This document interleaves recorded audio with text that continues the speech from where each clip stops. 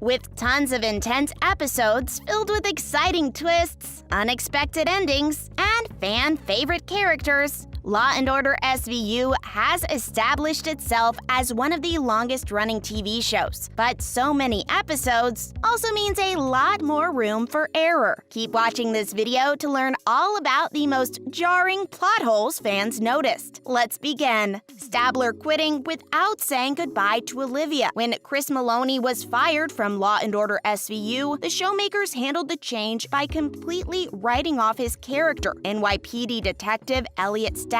This was to be expected, but what angered fans was the way they did it. The actor left in the middle of a major character arc, the previous season showing Stabler accidentally shooting a teenager and being shaken. The original intention was probably to explore Stabler's turbulent emotional state, but due to him leaving, the next season began with Cragen telling Olivia the incident was too much for Stabler to handle, and he resigned from the unit. This resulted in a major plot hole, as it was very out of character for Stabler to just up and leave like that, especially considering the season's worth of chemistry between him and Olivia, who many fans were convinced he would end up with. Liv didn't understand how Stabler quit without saying goodbye to her. The showmakers also erred by not exploring Olivia's feelings more and having her move on quickly, despite them being partners for over a decade. The Chester Lake storyline never getting wrapped up. Chester Lake's storyline ended at a major cliffhanger, and being completely forgotten about was one of the most infuriating plot holes on SVU. The character was first introduced as a detective in the show's 8th season, becoming a fan-favorite regular by the 9th. The final episode of Season 9 saw Chester going missing after killing a police officer suspected of assault. The squad got to work looking for him and finally found him after he injured another police officer, although this time in self-defense. The second officer was tried but let go after the jury deadlocked, resulting in Chester murdering him as well. The squad found him with the body, and the detective didn't even try to deny his guilt. The episode ended with Chester sitting in a police car with handcuffs on, leaving fans super excited to see how the writers would handle the storyline in the next season.